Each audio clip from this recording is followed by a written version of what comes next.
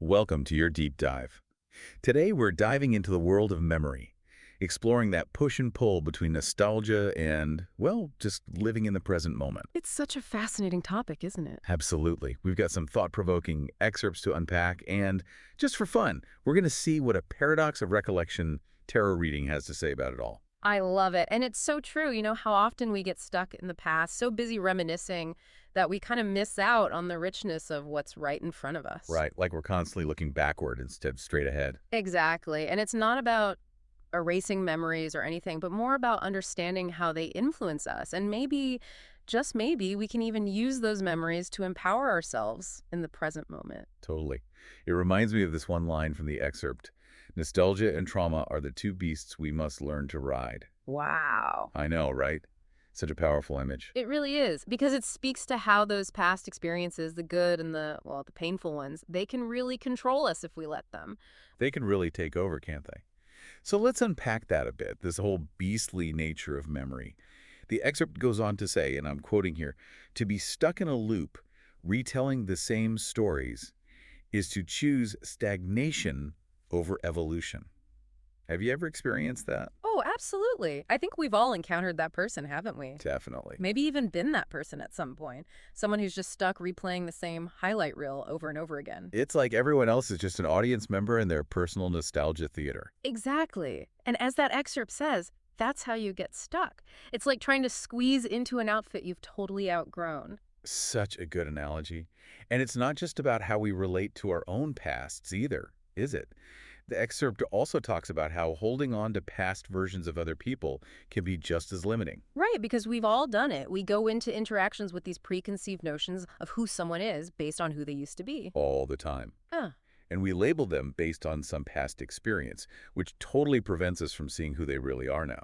It's so true. And that's where this idea of memory being like a beast comes in. Like, we can't erase the past, but we can at least try to understand it and then choose how it shapes our present. We can choose how we react and move forward. Yes. So we've talked about nostalgia, but what about the other beast mentioned in the excerpt, trauma? Where does that fit in? Trauma is tricky because it can be so ingrained, so deep within us, you know? Yeah. It can shape how we see the world and how we react long after whatever happened. It's like that quote, trauma isn't what happened to you, it's what happened inside you because of what happened to you. Exactly. It's those unhealed wounds that keep us so tethered to the past and prevent us from fully stepping into our present.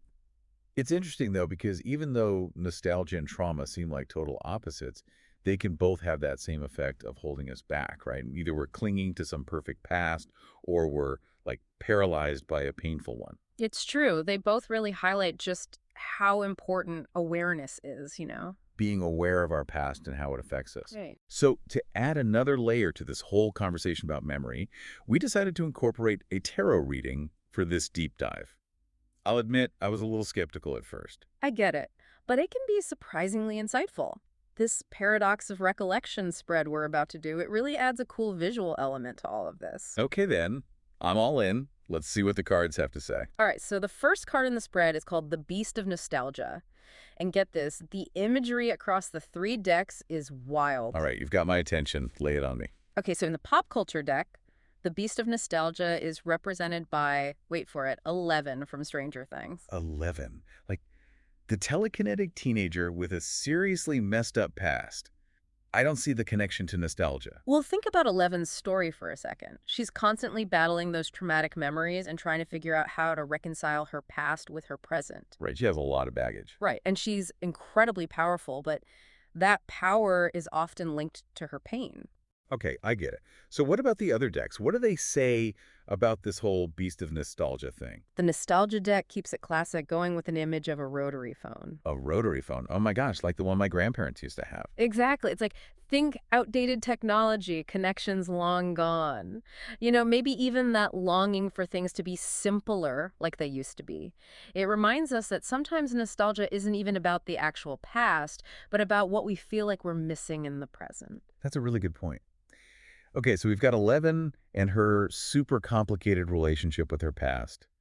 Then there's the rotary phone, which represents that feeling of longing for a bygone era. What does the third deck say? The sassy deck? Well, True to its name, it gets straight to the point. The card just says, stop obsessing, you are not the center of the universe. Well, it's a little harsh, but I get the message. Right. Like our nostalgia can become so all-consuming that we can't see anything else. It's like we forget that the world doesn't actually revolve around us and our past. It's like we need that reminder sometimes Right. to snap out of it. Right. It's not about pretending the past didn't happen, but, knowing when it's time to focus on what's ahead. Exactly. And that brings us to the second card in the spread, the present's gift. Ooh, that sounds nice. I know, right? After that last card, I think we can all use a little present moment appreciation. So what do these decks have to say about embracing the now? Well, the sassy deck doesn't hold back as usual. It just says, you need some yoga in your life. Ancient stuff is cool. Okay, I was not expecting a yoga recommendation from a tarot deck today, but I'm here for it. So is this card telling me to forget about nostalgia and sign up for hot yoga? Not exactly, but it's about finding that balance, that quiet, mindful space in the present moment. It's like connecting with something ancient, something timeless, and realizing that same energy is within us too. Yes, exactly. Wow, okay. Much deeper than I thought a deck that tells me to stop obsessing could go. I'm starting to see why you like these cards so much. What about the other decks, though? How do they interpret this whole presence gift idea? Well, the nostalgia deck brings us back in time a bit with a vintage record player as the image. A record player. Yep. Think about what it represents. Harmony, rhythm, taking things slow. It's about savoring those simple moments, like really listening to a record and taking it all in. I love that analogy. It's Yeah. so true. We get so caught up in the craziness of life that we forget to just be present. Right. We're so busy rushing that we miss the music that's playing all around us. And what about the pop culture deck? I feel like they always have such a unique way of showing these complex ideas. This one's interesting. For the presents gift, we've got Spider-Man. Spider-Man, like your friendly neighborhood web slinger. Yeah. Okay, I'm not seeing the connection here. Well, think about it. Spider-Man is always balancing his normal life with his, superhero responsibilities. He has to be present as both Peter Parker and Spider-Man. So instead of getting lost in the past, we should be like Spider-Man, finding those little moments of wonder every day. Exactly. Even in our routines, there's still magic to be found. I love it. Okay, so we've got the beast of nostalgia telling us to acknowledge the past but not let it control us. And then the presence gift is all about finding joy in the present. What about the last card in this spread? How does it all come together? The final card is called Embracing the Now. And, well, it gets right to it. All right, let's hear it. What does it look like to really embrace the now? True to form, the sassy deck says, get over yourself, pull your shit together. Oh, sassy deck. Always keeping it real. So what's the message here? I think it's a call to action, like we have the power to change things, to create the present and future we want, but we have to let go of what's holding us back. Less thinking, more doing. Exactly. And the nostalgia deck really emphasizes that urgency with its image. It's an hourglass. Oh, wow. Like time is running out. Right. So this card is a reminder not to waste time by clinging to the past. Don't let those grains of sand slip away. Okay, last but not least, what about the pop culture deck? How do they interpret this embracing the now idea? For this one, we've got Wonder Woman, who, honestly, is kind of the perfect embodiment of this whole concept. She's strong, compassionate, and present in every moment. And she uses her past experiences to make her stronger, not define her. Exactly. Which I think speaks to what we've been talking about this whole time. It's not about erasing our past, but finding that balance. We can honor what we've been through, but also be open to what's possible right now. It's like we get to choose which pieces of the past we bring with us into the present. It's true. We really do have that power to choose. And it's not just a one-time decision either, is it? It's something we have to be aware of every day. Checking in with ourselves, really being present in our interactions, and trying to see things with fresh eyes. It reminds me of how one of the excerpts put it. They said something like, choosing to see the sunrise as if for the first time, even though it's a familiar dance of light and shadow, it's about finding that feeling of wonder in the everyday, isn't it? It really is. And I think that's what makes life so amazing. Don't you? This chance to always be learning and growing, to discover new things about ourselves and the world around us. Speaking of discovering new things, this whole conversation has me thinking about another line from the excerpt. It said, we are not prisoners of our past, but rather architects of our present.